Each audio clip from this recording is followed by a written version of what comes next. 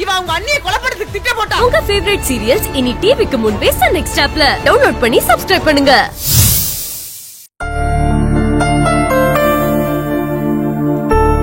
இந்தா குடு.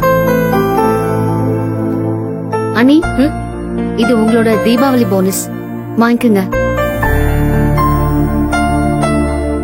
என்னக்கா பாக்குற? நீயும் கௌரி கார்மெண்ட்ஸ்ல இருக்கல்ல, அதான் உனக்கும் போனஸ். வாங்கிக்கோக்கா.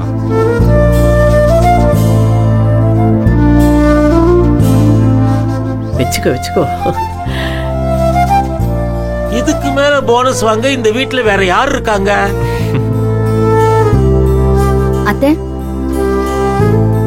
ஆர்டர் பணத்துல செலவு போக மிச்சம் 10,000. இதை நீங்க வச்சுக்கோங்க.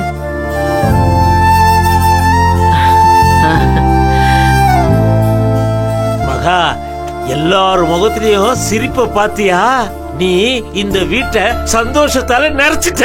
அவ ஒண்ணு நினைச்சா அதை செஞ்சு முடிக்காம விடுவாளா?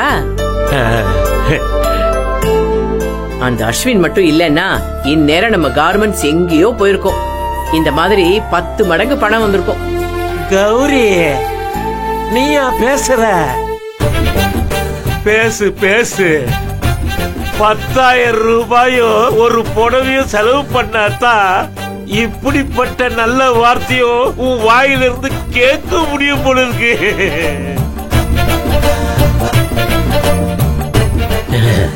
கொஞ்சம் காஸ்ட்லி தான், ஆனா கேட்க நல்லா இருக்குது.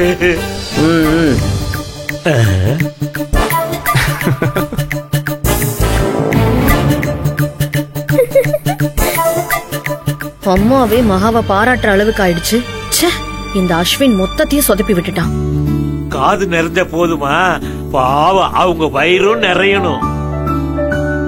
காலையில இருந்து சுத்தி திரிஞ்சிட்டு வந்திருக்காங்க, பசியில இருப்பாங்க. போய் சாப்பாடு எடுத்து வைமா.